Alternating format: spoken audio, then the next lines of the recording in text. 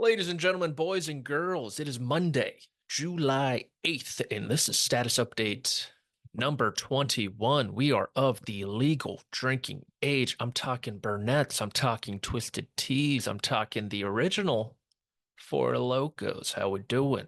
Have a day status update, and be sure to like and subscribe this video. We're nearing 400-ish, heavy on the ish. I think we're around 350 subscribers. We will once again be doing a Beach Ratty. Be sure to get yours, McDonald 20 at checkout, or see the links below. Another giveaway for the Open, and we'll probably then do one for the President's Cup as well, since they have some nice gear on their website there. But trying to get to 400, would honestly prefer to get to 500. But since you guys are kind of sitting on your asses and not spreading the good news, I'm not comparing myself to Jesus. I would never, although the hair's a mess. It's getting there. You guys need to start subscribing, making fake accounts, subscribing on those, maybe giving it to some internet farms in Nigeria or India, Russia. Look, I don't care where these subscribers come from, as long as they are subscribed. Hope everyone had a great 4th of July. Hope it was filled with hot dogs. Hope it was filled with hamburgers. As for Wyndham Clark, I hope it wasn't filled with cheeseburgers. Fun story. He once yelled at a waiter for giving him a cheeseburger instead of a hamburger. And no, he is not dairy free. Just a picky son of a bitch. Okay, that's the intro. I played golf on the 4th of July. Of course, a little red, white, and blue shootout. And after the previous week's 74, the kid does a couple better, even par 72. 5 birdies again. We're just humming. We're humming in the right direction. Of course, pretty easy. Played about to my handicap. A lot of lost balls still. 3 lost balls. Shoot even par. Heading in the right direction. I got the bug. The game's in good shape. I'm making a lot of putts, which has never been the case for me. And I was the original. I'm left-handed, so I go right hand low. I've been doing that for years. Levels the shoulders a little bit. Now everyone's doing it. Everyone's doing it now. You're welcome. Okay, on to the actual golf. Although I could talk about my round forever. A little drive there, a little drive there, almost hold out from the fairway, was 200 through 10. Then I got a little too drunk, and then you forget a little bit, you miss a putt, things spiral, da da da da. You do a video. Did my first play a hole with me video. Decent reaction, a little mixed reaction. Mean comment of the week will be coming from that. And I think honestly, I threw him in a body bag. Threw him in a body bag. Hate to do it, but I had to. And I might have had some liquid courage behind me on that one. Never get on Twitter when you're in that state. Although sometimes it's fun. On to the actual golf. John Deere Classic took place this week. I'm not sure if you guys knew that. Gotta assume everyone was glued to their TV for the John Deere Classic. Although naturally, just a great sports week if you're across the pond, which I'm sure a couple of my subscribers are. British Grand Prix, Lewis Hamilton, got the Scottish Open, the Open, Wimbledon as well, and the Euros. I mean, it's a great time to be English, which technically I have English blood in me. And if you're from America, you probably do too. I would say the one downside of being English is it was just the 4th of July. Awkward. Hate to bring that up. Hate to do it to you, but we did. Okay, Hayden Springer. Breaking news. Another 59 on the PGA Tour, this time by Hayden Springer. 14th sub 60 round in PGA Tour history. Only the 13th man to do it. Jimmy Furyk, the only man with 259 and a 58. It's a tough scene because we came on this program potentially last week. I lose track of days all the time and said Cameron Young's 59. Still a fantastic accomplishment. I think any golf course, any par, you break 60, you should get a pat on the back, you should get a firm handshake, and you should be congratulated. But once again, the Twitter nerds, the architecture nerds, the guys who want to talk about angles and they want to talk about cut off, short grass around the greens, which, look, I agree with for the most part. They come at Springer and they're like, this isn't much of an accomplishment. John Deere Classic, super easy. Davis Thompson, congratulations to him, by the way. 25, wins his first PGA Tour event, sets the scoring record at the John Deere Classic, 28 under. Super easy out there, right? Everyone was shooting in the mid 60s. Springer, I mean, first off, hell of a finish. Holes out for Eagle on the 17th hole, makes a decently long putt for birdie on the 18th hole, shoots 12 under, so one better than Cameron Young relative to par. But here's my thing, and I still think it's an unbelievable accomplishment. There aren't, you look at the list of 59s on the PGA Tour and who has done it, it's kind of just like random guys. Cameron Young, Kevin Chappell, Stuart Appleby, Adam Hadwin, Paul Goydos. Sure, you get the Justin Thomas, you get the Scotty Scheffler, you get the David Duval, Furyk as well. But this might be, honestly, the highlight of Hayden Springer's entire PGA Tour career. Older guy, got through Q school last year, PGA Tour rookie. Everyone knows his story. Is he going to be a winner one day on the PGA Tour? If I had to guess, no, I don't think he is.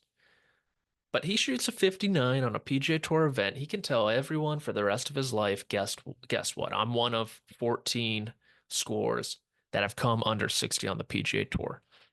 And I get it. A lot of them have come recently. It doesn't help that the last one was a couple days ago, couple weeks ago. Felt like a couple days ago. But still give him kudos. Don't be a jackass.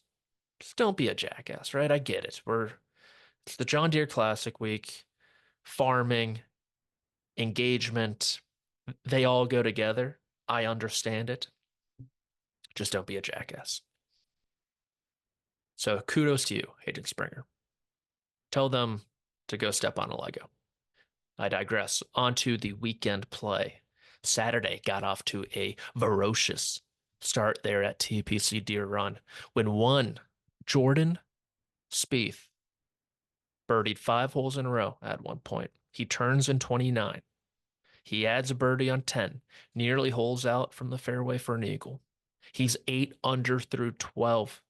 He's humming. He's doing that thing when he's just giving us enough, right? He's dangling that carrot just enough before the links golf season to say, hey, gentlemen, ladies, I might be back.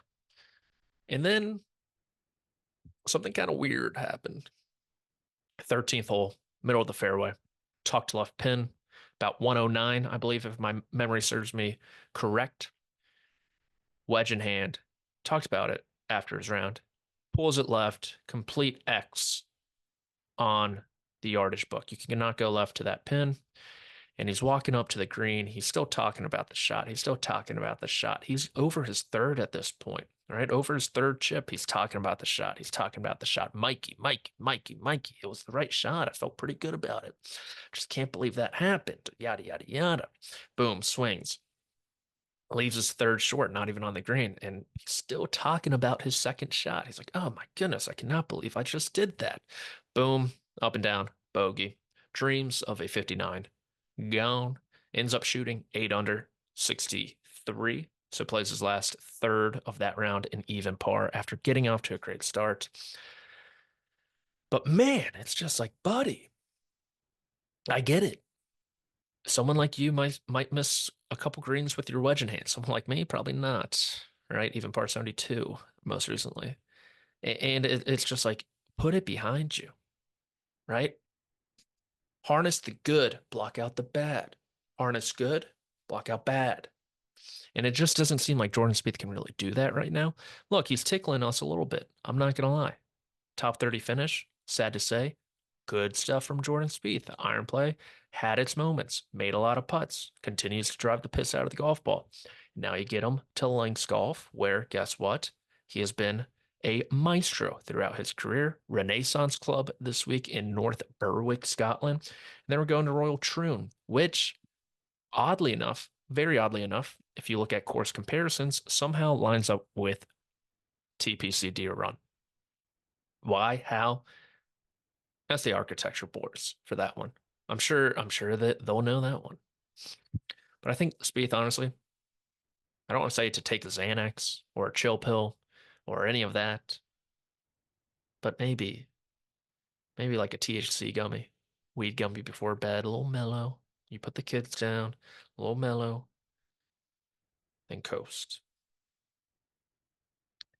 As for the favorite coming into the week at the John Deere Classic, something I believe I've brought up many times before. Not many, a couple times. Okay, maybe once. Not even on this program, perhaps. Sung J M, right? Sung J M is this great talent. He's a great international player. Still super young. I think he's only 25 years old. Comes into the week as the tournament favorite.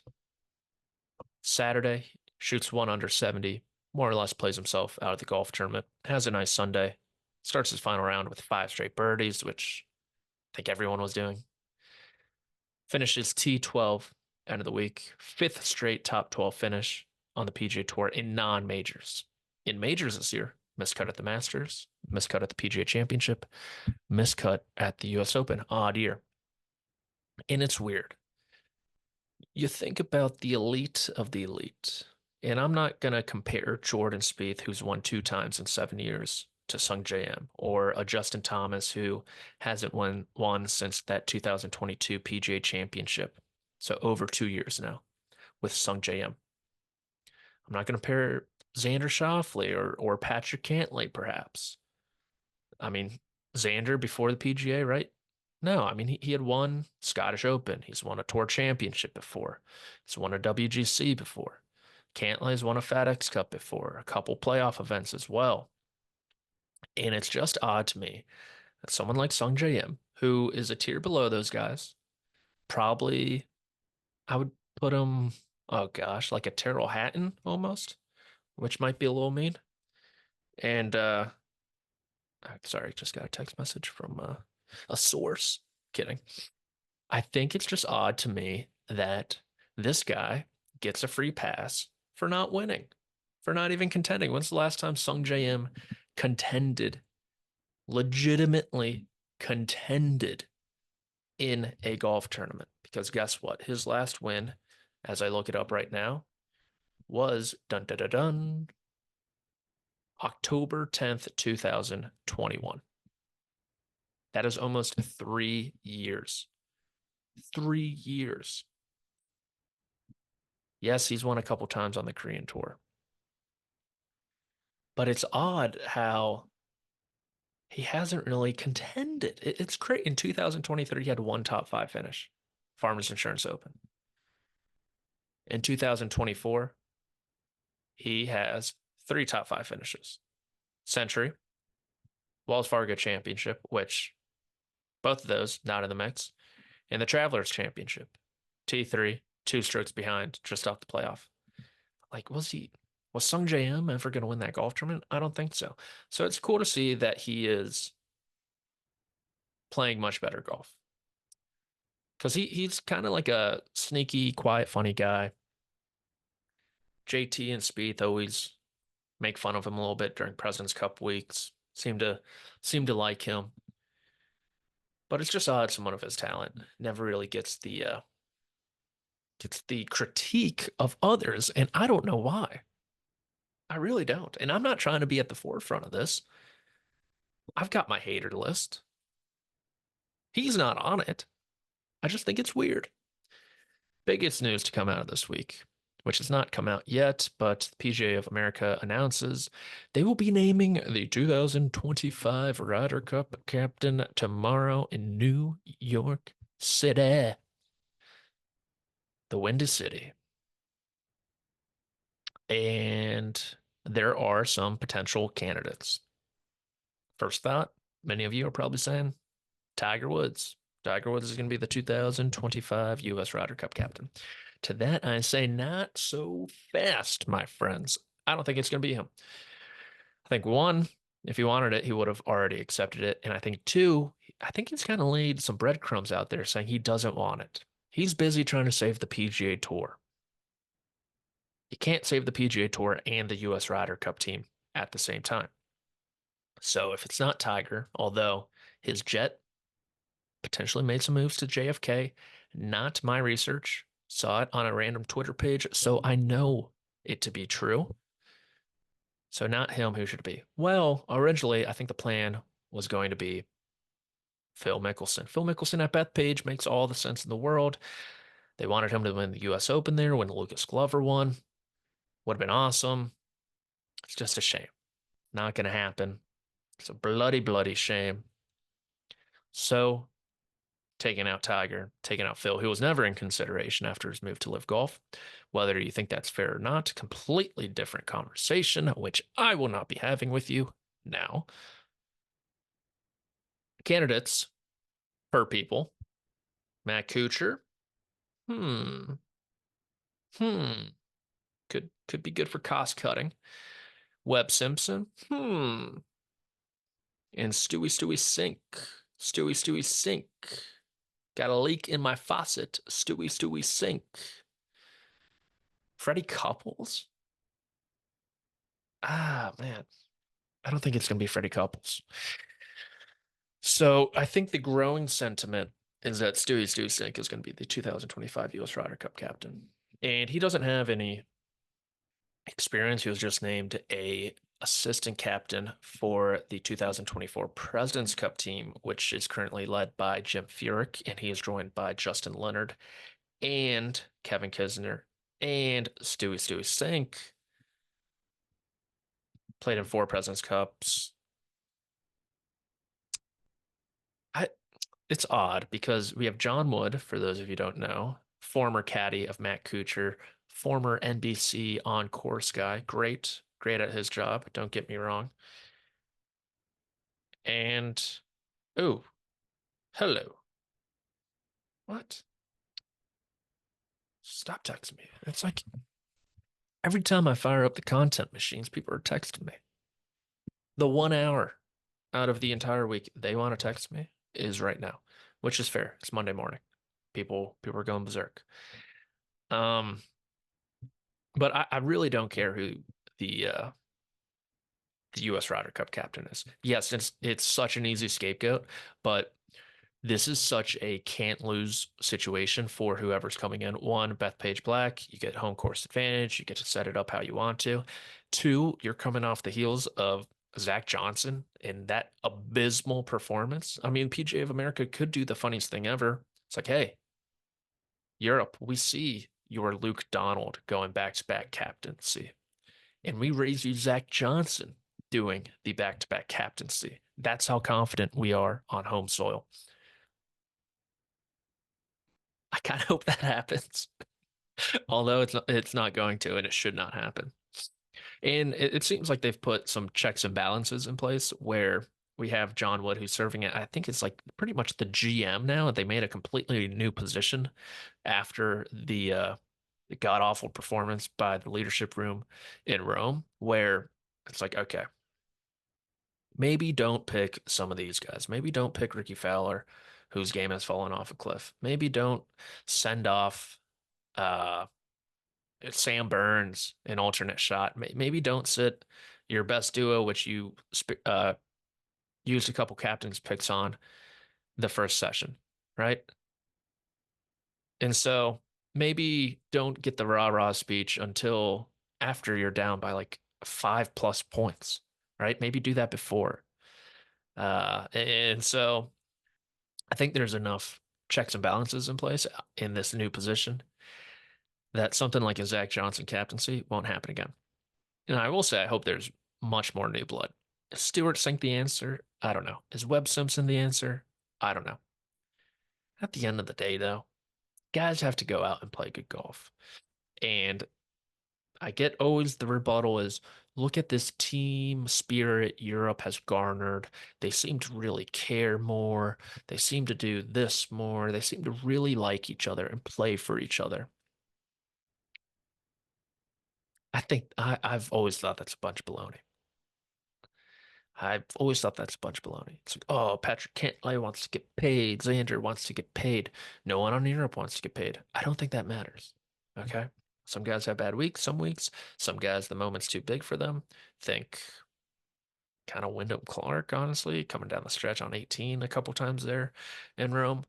And for others, they rise up, like a Max Homa, for example, had a great Ryder Cup. So, Ryder Cup captaincy, betting odds would suggest there are no betting odds. It's going to be Stewart Cink.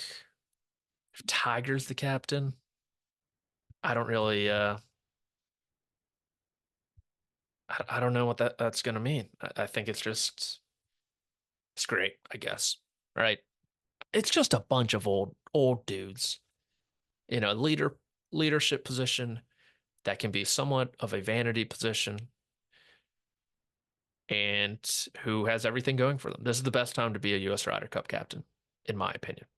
Coming off Rome, home course advantage, everything going your way. Expectations are at an all-time low. If you come through, who knows? Maybe you can do it for a couple years, which I think is something the U.S. team should lean into more. Don't just make a guy Ryder Cup captain once. If he does well, players like him. Keep on going for it. Keep on going for it. I don't see why not.